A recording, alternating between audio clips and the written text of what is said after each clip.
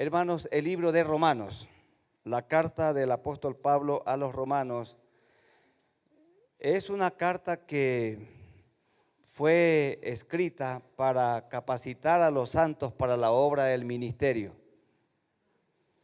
En Romanos tenemos mucha doctrina. Dicen los autores que este libro tiene dos partes. Del capítulo 1 al 11, la ortodoxia de la fe. Y del 12 al 16, la ortopraxia de la fe. Y este término es muy sencillo. Sencillamente, desde el capítulo 1 hasta el capítulo 11 tenemos la doctrina, las enseñanzas fundamentales del Evangelio. Y del 12 al 16, cómo poner en práctica esa doctrina, la práctica de la doctrina. Y los técnicos la llaman ortopraxia, pero es poner en práctica lo que el Señor enseña por medio del apóstol Pablo. Y él nos comienza diciendo que el Evangelio es el que tiene el poder, y de ese Evangelio él no se avergonzaba. En la iglesia en la que yo sirvo hay algunos hermanos que todavía se avergüenzan del Evangelio. Bueno, ellos traen su Biblia guardada en un bolso y cuando van llegando al templo la sacan del bolso. Sí, les da un poco de vergüenza tener la Biblia. Y tampoco el que lleva la Biblia es garantía que es un discípulo del Señor Jesucristo, porque hay algunos que roban con la Biblia en la mano. Pero es la bendita palabra de Dios. Y dice Romanos 1, 16 y 17, hermanos queridos, aquí en Colombia hay que predicar en el continente y por todo el mundo, porque no me avergüenzo del Evangelio, porque es poder. Y esa palabra es dinamus, dinamita. Pulveriza el corazón de roca. Decía una cantante mexicana, corazón de piedra, corazón. El Evangelio pulveriza, nos pulveriza y nos hace de nuevo. Porque el Evangelio es dinamos, es poder de Dios para salvación a todo aquel que cree, a todo aquel que se arrepiente y pone su confianza en el Señor, al judío primeramente y también a nosotros, los que tenemos una buena parte de la cultura griega. Los griegos, todo aquel que no era judío. Nosotros, los demás lejos que hemos sido alcanzados con el Evangelio. Porque en el Evangelio la justicia de Dios, ya vamos a mirar ese término, se revela por fe y para fe. Como está escrito, mas el justo por la fe vivirá. Queridos hermanos, Pablo entonces quería que los discípulos de Cristo prediquen el Evangelio por todo el mundo. Y él les escribe esta carta, que es algo así como el clímax de sus escritos, con el propósito de capacitar a los santos, de preparar a los obreros para que prediquen el Evangelio por todo el mundo. Y desde el capítulo 1 hasta el capítulo 11 les da doctrina. Y del 2 al 16 allí hay mucha práctica. Y por ejemplo, él dice que todos los hombres somos culpables y que no hay siquiera uno justo. Esto está en Romanos 3. Solo leamos desde el verso 9. Romanos 3. ¿Qué pues? ¿Somos nosotros mejores que ellos, que los judíos? ¿O los judíos mejores que los gentiles? En ninguna manera, pues ya hemos acusado a judíos y a gentiles que todos están bajo pecado. Todos hemos nacido con una naturaleza caída, inclinada a lo malo. Y eso se le tiene que explicar a la gente. Estamos que estábamos también nosotros perdidos. Y el perdido es buscado por el Señor y nos usa a nosotros para buscar lo que se había perdido. Luego dice el versículo 10, como está escrito, no hay justo ni aún uno. No hay quien entienda, no hay quien busque a Dios. Todos se desviaron a una, se hicieron inútiles. No hay quien haga lo bueno. No hay ni siquiera uno. ¿Qué está diciendo Pablo? Recordándonos a los obreros cristianos que estábamos perdidos y Cristo nos perdonó, nos limpió, nos salvó.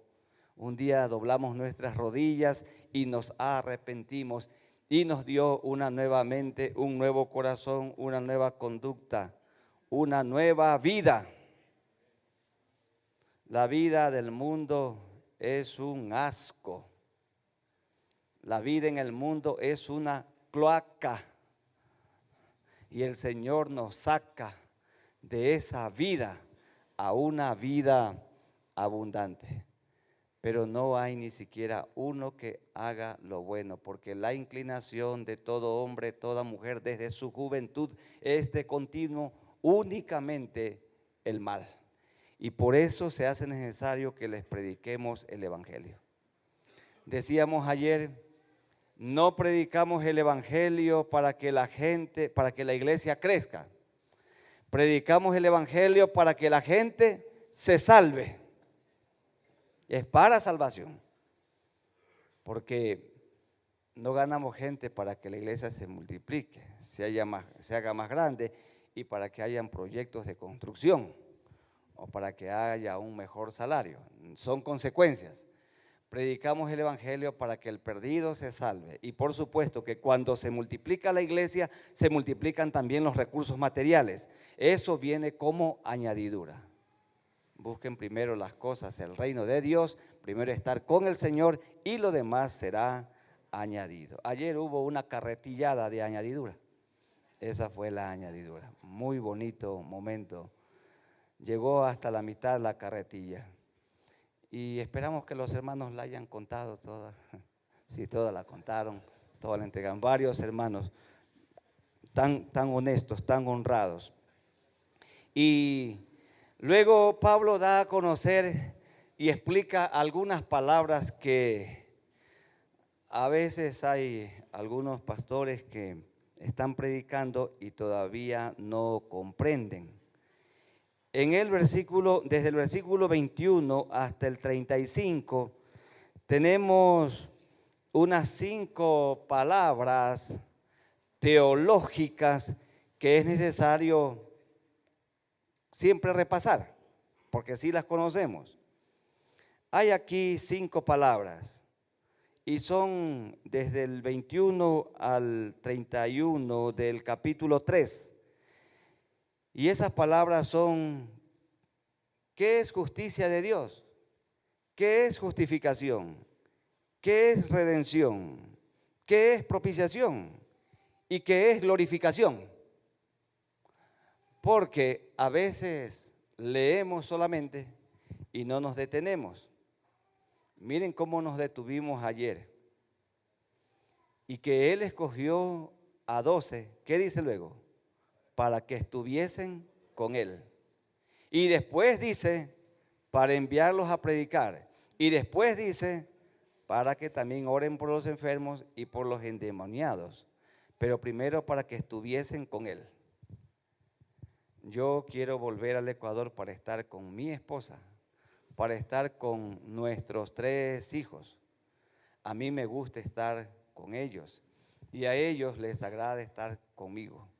Un hombre se casa para estar con su mujer y una mujer se casa para estar con su marido. A la mujer le encanta estar con su esposo y al esposo también con su esposa. No nos podemos despegar hasta que la muerte nos separe, que no deja de ser dolorosa esa separación. Entonces, El Señor nos ha llamado y nos hemos arrepentido, somos parte de su reino para estar con Él. Leamos el versículo 21. Pero ahora, aparte de la ley, desde Génesis hasta Deuteronomio y el compendio de la ley Deuteronomio, se ha manifestado la justicia de Dios por la ley y por los profetas. ¿Qué es la justicia de Dios? Porque varias veces se repite del 21 al 31 esta frase, la justicia de Dios. ¿Qué es la justicia de Dios? La justicia de Dios significa que la muerte de Cristo como sustituto perfecto pagó la justa pena aplicada a todos los que no han guardado la ley. La muerte de Cristo como sustituto perfecto. ¿Qué es la justicia de Dios? Que el Cristo justo muere por mí, un injusto. Y ningún hombre cumplió la ley, pero mi Cristo que murió por mí, Él la cumplió. Y cuando yo pongo mi confianza en Él, y cuando yo lo amo a Él, y cuando le confesé mis pecados a Él, Dios el Padre me ve a mí como si yo hubiera cumplido la ley, pero yo no la cumplí, nunca. Esto es maravilloso. Sustituto. La doctrina de la sustitución. Hermanos queridos, todo colombiano, todo latinoamericano y todo turco, todo israelí, todo judío debe saber que Cristo murió en la cruz por mí. Él tomó mi lugar. Le decían, baja de la cruz. Si Él bajaba, yo subía. Porque yo debía haber muerto crucificado. Pero Él le dijo a Dios el Padre, yo tomo el lugar de David. Y Él murió por mis horribles pecados. Eso se llama justicia de Dios. Justicia de Dios. La muerte de Cristo como sustituto perfecto pagó la justa pena aplicada a todos los que no han guardado la ley. Con su muerte, Cristo satisfizo la justa demanda de Dios. El justo murió por nosotros, los injustos. Y de esto tenemos que vivir cada día agradecidos cuando estamos con Él. Señor, gracias porque tomaste mi lugar como mi perfecto sustituto. Baja de la cruz. No bajó. Si eres hijo de Dios, Él podía. Pero si Él bajaba, yo subía. En segundo lugar, la palabra justificación. Esa palabra aparece en el versículo 24. Siendo justificados. ¿Cómo? Gratuitamente por su gracia. Siendo justificados. Mi hijo puede ponerle una rayita a la palabra justificados. Ya. Siendo justificados. La doctrina de la justificación. ¿Qué es justificación? Que Dios nos mira como justos a través de Jesucristo. Pensemos que este sería un espejo. Y yo fuera Dios el Padre. Lo miro a mi colega Vicente Alcántara. Si yo tuviera aquí un espejo, yo lo veo a él. Dios no mira directamente a Vicente Alcántara. Dios mira a su Hijo. Y por medio de su Hijo, lo mira a él como justo. Si Dios nos mirara, hermanos, tal como somos nosotros, seguimos manchados. Pero Él nos mira por medio de Cristo. Justificación es el acto por el cual Dios nos mira como justos por medio de Cristo. Dios nos mira como justos por medio de Cristo. De otra manera, la ira de Dios hubiera caído sobre nosotros ya. Porque a veces pecamos. Pero entonces Él es nuestro abogado que nos defiende. Y dicen en el Ecuador, y que nunca ha perdido un juicio. Entonces, cuando nosotros andamos predicando el Evangelio a las naciones, tenemos que decirle a la gente que tiene que arrepentirse, que tiene que poner su confianza en Dios y que ellos son salvos y ahora Dios les ha aplicado su justicia. ¿Qué justicia? Sustituto. Y que ahora Él mira a todo nacido de nuevo como justo, pero no lo mira directamente, lo mira mirando a Cristo, al Hijo de Dios, al que murió tomando nuestro lugar. Justificación. La tercera palabra que Pablo hace énfasis es redención. Redención. Y esta palabra redención está en el verso 4, en la última parte. 24, siendo justificados gratuitamente por su gracia, mediante la redención que es en Cristo Jesús. Ahora, hermanos, aquí hay tantos maestros de Biblia y saben que otras traducciones no tienen el mismo énfasis. Solamente es mi opinión y ustedes pueden pensar diferente y yo no tengo ningún problema. Yo soy uno de los que piensa que la Reina Valera sigue siendo la reina. Y yo estoy totalmente de acuerdo que leamos otras versiones. La Dios habla hoy y la traducción al lenguaje actual y la Biblia para todos. Todo eso está bien, está bien. Pero la que tiene así más apegada a lo que dice el original, al menos en esta parte en la traducción, es la Reina Valera. La fuerza de la Reina Valera todavía otras versiones no la pueden igualar, pero hay que estudiarla, ninguna hay que desecharla porque, por ejemplo, la traducción al lenguaje actual nos ayuda a aclarar algunas cosas de la Reina Valera, porque miren estas palabras, uno comienza a predicar de la justicia de Dios, de la justificación, de la redención, ¿qué también será eso? Dice la gente. Esos términos ni en las iglesias evangélicas la gente lo entiende.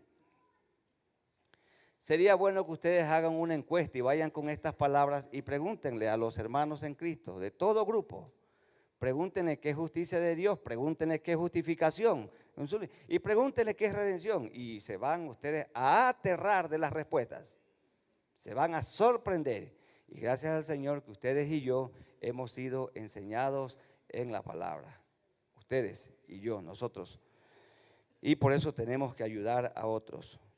Redención, redención que es en Cristo Jesús.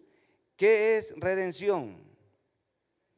Siendo esclavo, yo David Mutre siendo un esclavo, ustedes siendo un esclavo, Cristo me compró para que sea libre.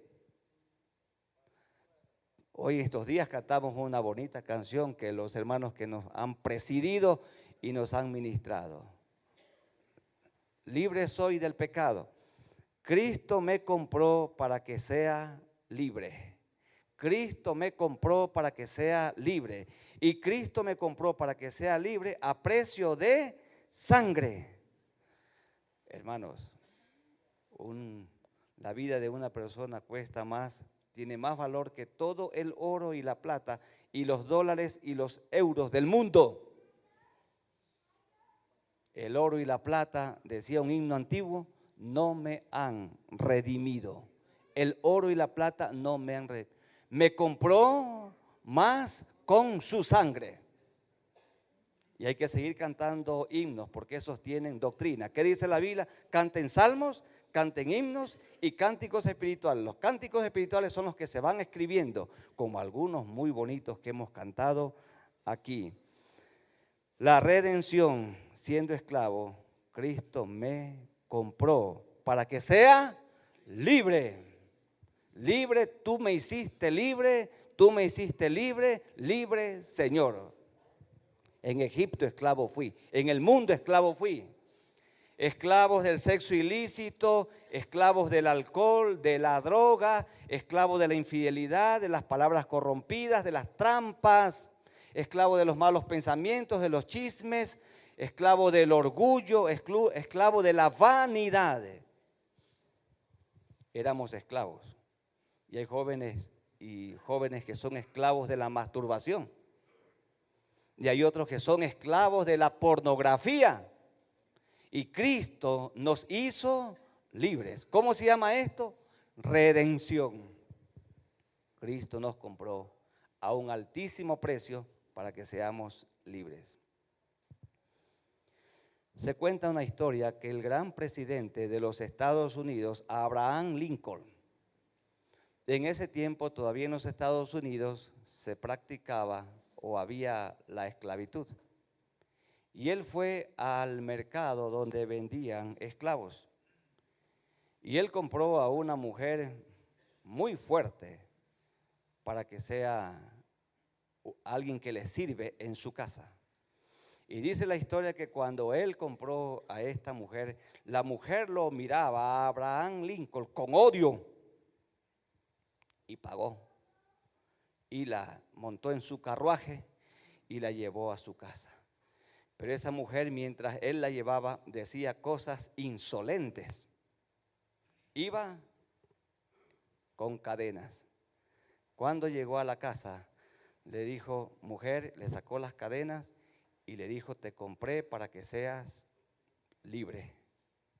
Y esa mujer comenzó a llorar. Y dice la historia que en gratitud a su amo que la compró para que sea libre, dijo, te voy a servir toda la vida, sin cadena. Y ella le sirvió hasta que murió. Hasta cuando la bala asesina, ¿se acuerdan? Pasó a Abraham Lincoln. Y este Abraham Lincoln también fue el mismo que él nombró como general de su ejército a un hombre que le era muy contrario.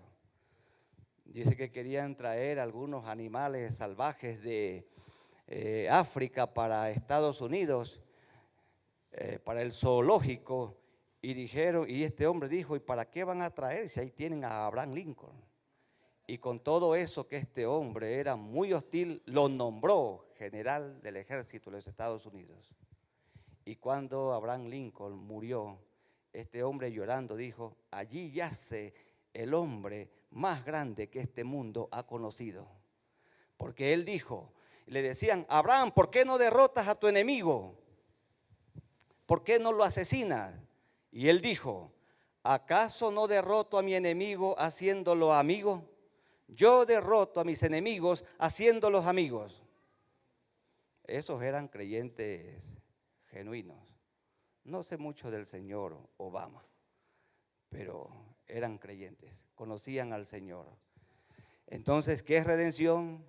Él me compró, atado, encadenado. Estábamos en el mundo y Él rompió esas cadenas de esclavitud para que seamos libres.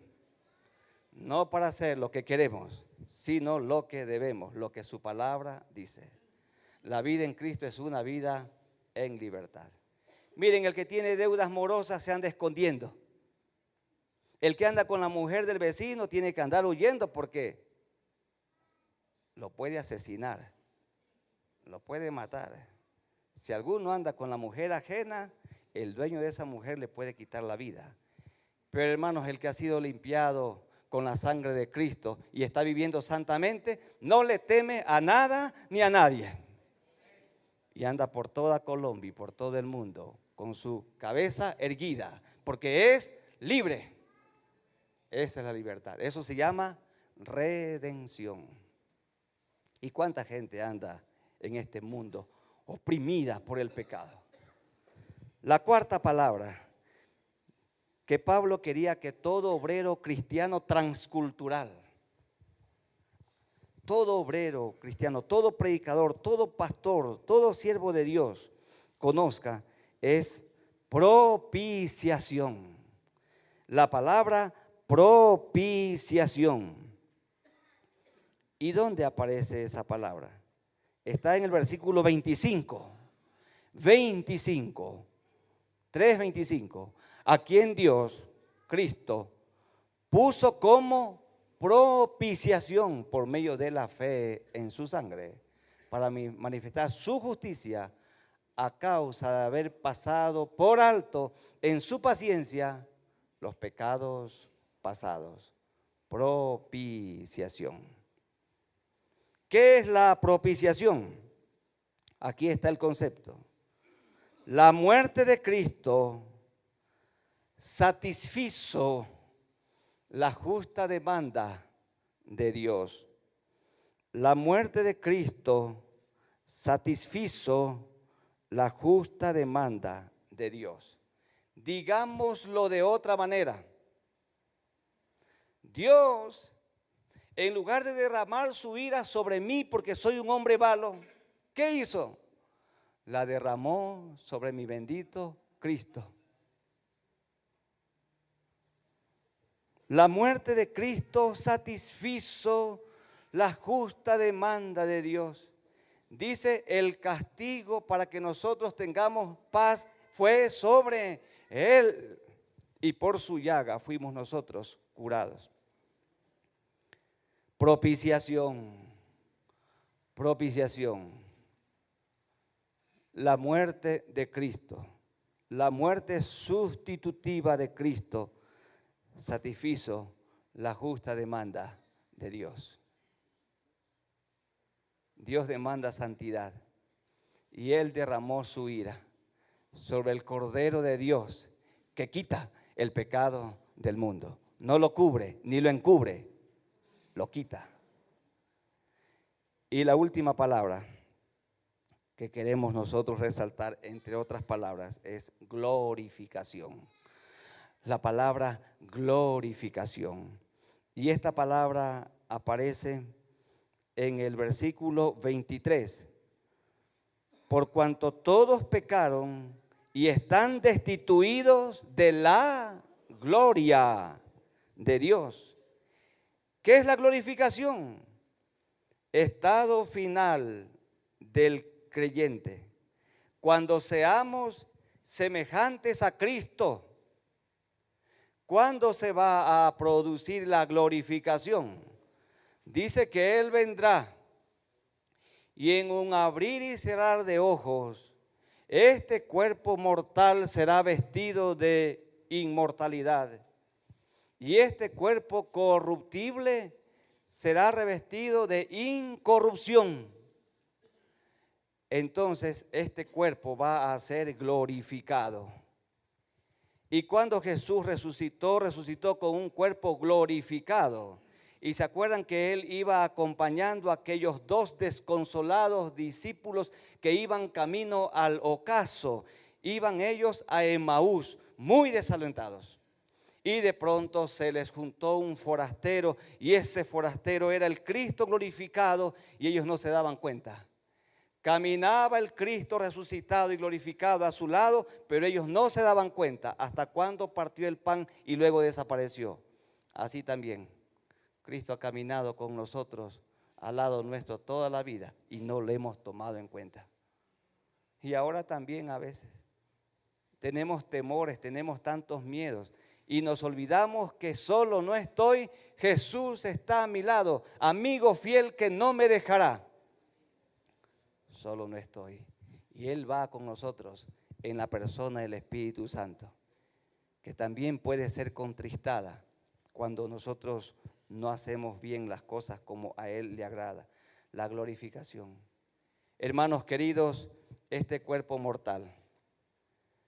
Quizá aquí hay algunos hermanos que tienen un cuerpo enfermo. Hay un momento cuando a un anciano no hay que preguntarle dónde le duele, sino más bien, ¿tiene alguna parte del cuerpo que no le duele? Porque le falla el corazón, le fallan los ojos, los oídos, los huesos, no tiene buena circulación, elevado el colesterol.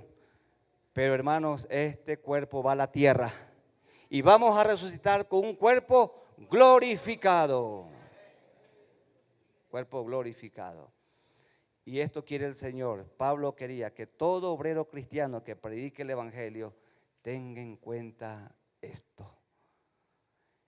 Y gracias al Señor por los médicos, porque Él usa varias maneras para aliviar nuestros dolores. Pero hermanos, vivamos con la esperanza que este cuerpo mortal se vestirá de incorrupción. Y el cuerpo glorificado del Señor de Emaús estuvo ya en Jerusalén. Y estaban los discípulos encerrados. Y de pronto el cuerpo glorificado pasó y se puso en medio. Nosotros vamos a tener un cuerpo glorificado, la glorificación, y vivamos con esa esperanza. Ahí sí, hermanos, no tiene tanta importancia lo material. Cuando pensamos que vamos a la ciudad de Dios, con un cuerpo glorificado para estar con Cristo por toda la eternidad. Y allí le vamos a preguntarle al Señor y Él nos va a responder a todas las preguntas que nosotros aquí no podemos responder. Y que mientras más la explicamos, más la complicamos. Como dice la gente, explíqueme la Trinidad. Y el que se dedica a explicar la Trinidad, más se complica. Mientras más le explica, más se complica. Hay tantas cosas que en la palabra no comprendemos.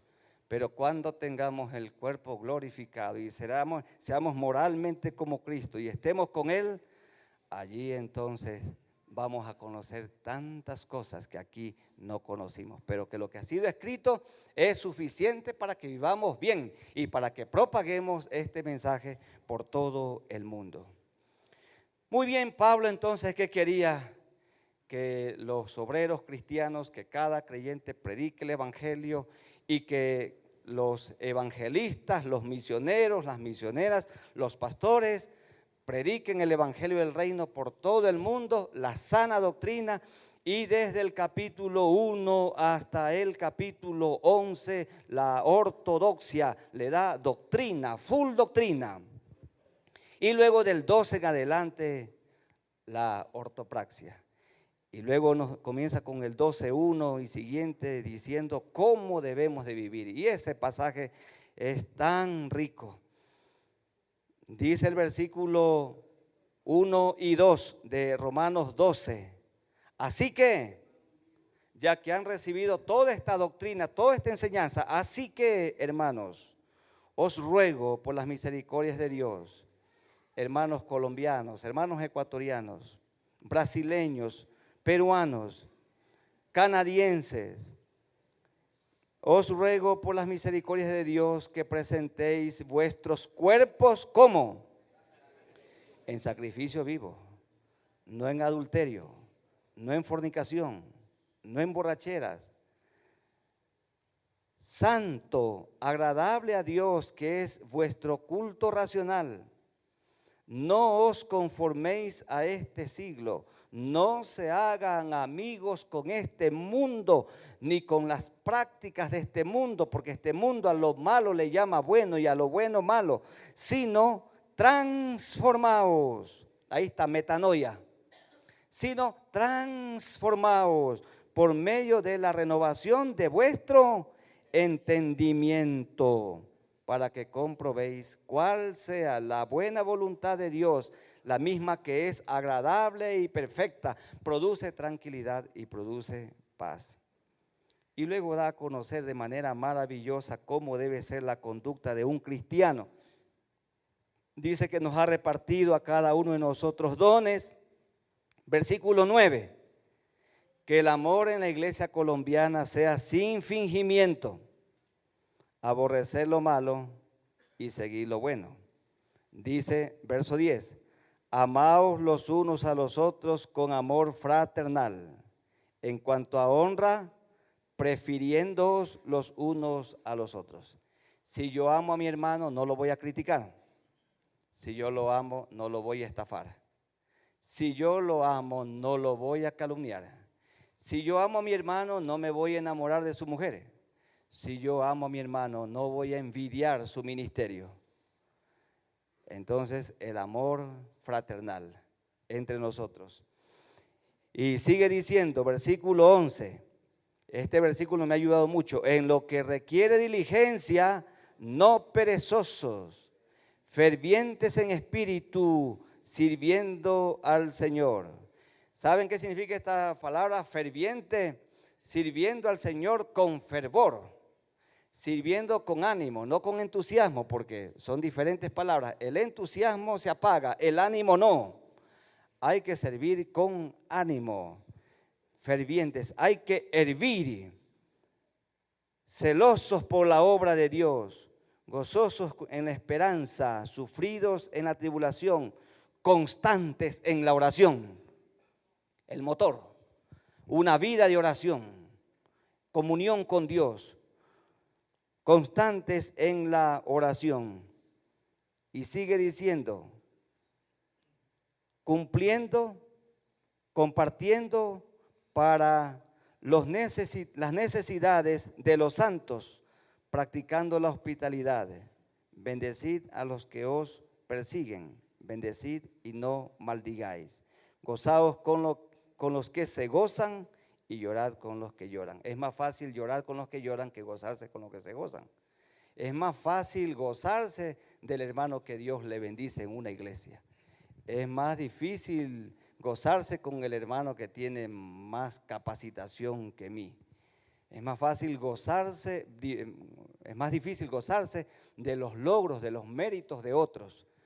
Más fácil es llorar con el que llora que reír con el que ríe, pero hay que reír con aquel al que el Señor bendice. Y bueno, y finalmente llegamos al capítulo 15. Y Pablo ya va cerrando esta carta y miren cómo dice. Leamos desde el versículo 16 del capítulo 15. Desde el versículo 15 del capítulo 15. 15. Romanos 15 en adelante. Mas os he escrito, hermanos, en parte con atrevimiento, como para haceros recordar por la gracia que Dios me es dada, para ser ministro de Jesucristo a los gentiles, ministrando el evangelio de Dios para que los gentiles les sean ofrenda agradable, santificada por el Espíritu Santo. Tengo pues de qué gloriarme en Cristo Jesús en lo que a Dios se refiere, porque no osaría hablar sino de lo que Cristo ha hecho por medio de mí, para la obediencia de los gentiles, con la palabra y con las obras, con potencia de señales y prodigios en el poder del Espíritu de Dios, de manera que desde Jerusalén, desde donde Él fue enviado, y por los alrededores, hasta Ilírico, lo más lejano de ese entonces, todo lo he, ¿qué cosa? Llenado del Evangelio de Cristo.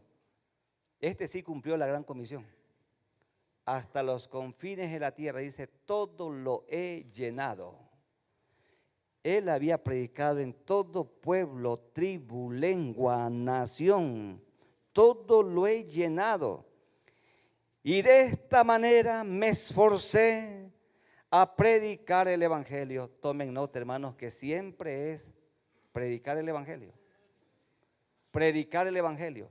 Ese evangelio anticuado para muchos, que en tantas iglesias que se llaman evangélicas ya no lo predican.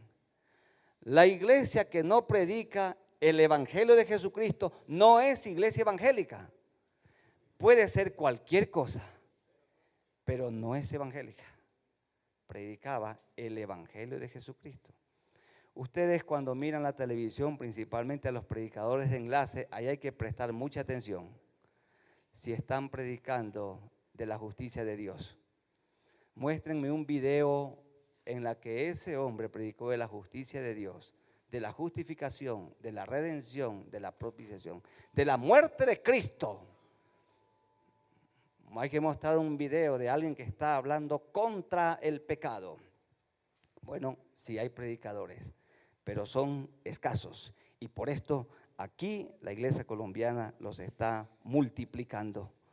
El apóstol Pablo con su equipo predicaban el evangelio. Y dice el versículo 20, y de esta manera me esforcé a predicar el evangelio, no donde Cristo ya hubiese sido nombrado. Yo dije esto en la iglesia ecuatoriana porque yo dije, bueno, vamos a poner iglesias, prediquemos el evangelio donde Cristo no ha sido anunciado. Si ya Cristo ha sido anunciado allí, vayamos a un lugar blanco, donde Cristo no ha sido anunciado. Un hermano dijo que aquí en Colombia hay 25,000 iglesias, en el Ecuador 8,000, en Turquía no hay ni una, y son 75 millones de habitantes. Así que dice aquí que hay que ir de manera muy especial donde Cristo no ha sido anunciado, donde Cristo no ha sido predicado.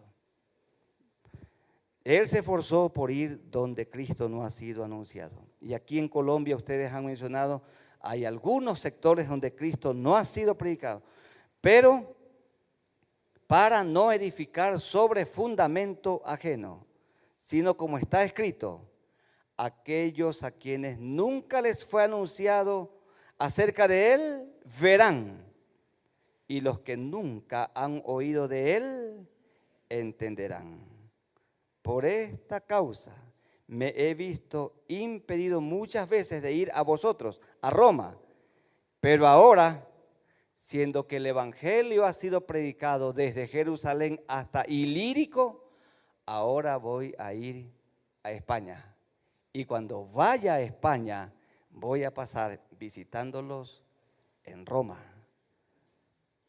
Pero ahora, no teniendo, esto es increíble, no teniendo más campo en estas regiones y deseando desde hace muchos años ir a vosotros, cuando vaya a España, iré a vosotros, porque espero veros al pasar y ser encaminado allá por vosotros una vez que haya gozado con vosotros.